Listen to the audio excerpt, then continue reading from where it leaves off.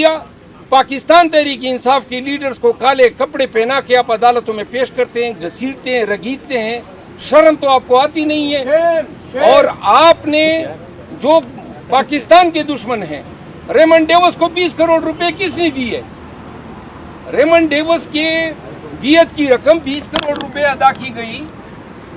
यहाँ से लोगों के ताकतवर होने का अंदाजा लगाया जा सकता है। हाई कोर्ट के लिए चाहिए कि आईजी पंजाब को तवीन अदालत का नोटिस दें कि ये कहाँ से पैदा हो गया है।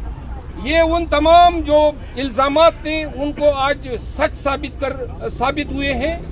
आप सब ये सुन लें, कुलभूषण यादव या जो अमेरिकन था रेमंड डेविस या जो पायलट आया था अभिनंदन, कभी अभिनंदन के चेहरे पे मास्क या काला कपड़ा नहीं डाला गया। कुलभूषण को रिव्यू के लिए पाकिस्तान ने एग्री कर दिया। 2017 में सजाए मौत हुई है, लेकिन फिर भी हम इस पे खुश हैं। हमारे साथ अगर इन हालात में मामूली से भी इंसाफ हो जाए तो हम खुशआमदीद कहते हैं। चीफ जस्टिस आमिर फारूक साहब के मशहूर हैं, लेकिन साथ में यहाँ पे ये भी कहना ज़रूरी समझता हूँ कि जो आज खान साहब की साइबर केस में जमानत की दरख्वास्त जो है मुलतवी की है, इस पे हम अफसोस का इजहार करते हैं। कोई वजह नहीं थी, दोनों साइडों के वकीला साहिबान थे, रिकॉर्ड मौजूद था, जमानत के लिए ये चीज़ें दरकार होती हैं। अब जिस वजह पे ये प्रोसीडिंग एडजर्न हुई है, कानून में ऐसी वजूहत एक्नॉलेज नहीं होती है।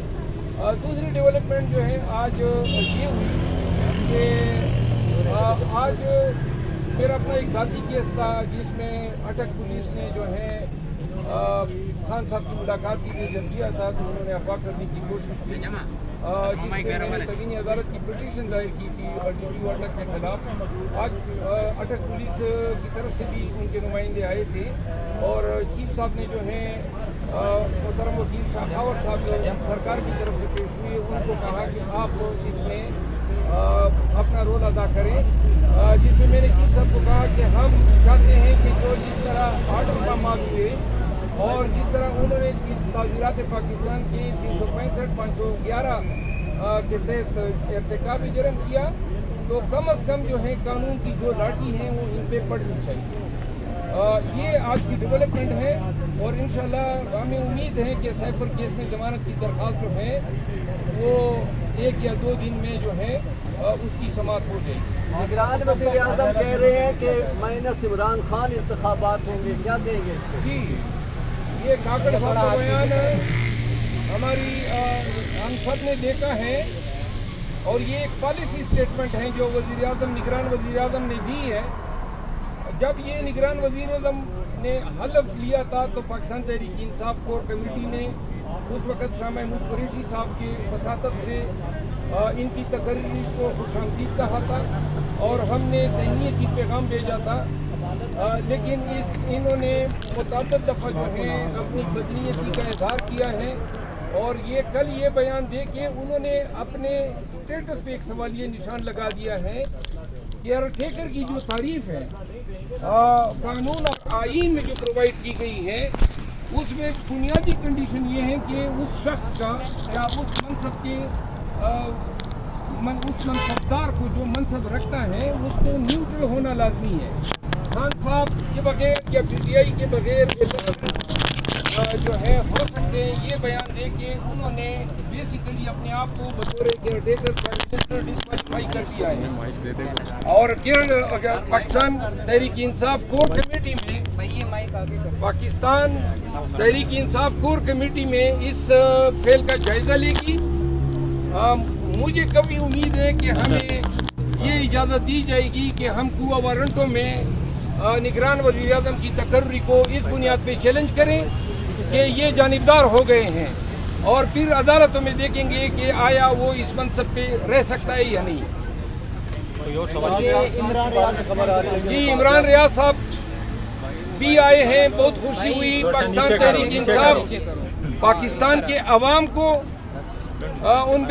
उन्होंने काफ़ी जो है कैदोबंद की तकलीफ़ें बर्दाश्त की और इनका बाहर आना जो है ये भी एक सवालिया निशान है। इमरान रियाज आपका सहाफ़ी दोस्त है, एक मजबूत आवाज़ है, اور ان کو اغوا کیا گیا تھا. آج یہ بات ثابت ہو گئی ہے. لاہور ہائی کورٹ جو ہے اس کو اتنے ایام جو ہے یہ بہانے کرتے گئے. ہائی کورٹ کے لیے چاہیے کہ آئی جی پنجاب کو توہین عدالت کا نوٹس دیں کہ یہ کہاں سے پیدا ہو گیا ہے. یہ ان تمام جو الزامات تھے ان کو آج سچ ثابت ہوئے ہیں. آپ سب یہ سن لیں, کلبھوشن یادو یا جو امریکن تھا ریمنڈ ڈیوس, یا جو پائلٹ آیا تھا ابھی نندن, کبھی ابھی نندن کے چہرے پہ ماسک یا کالا کپڑا نہیں ڈالا گیا.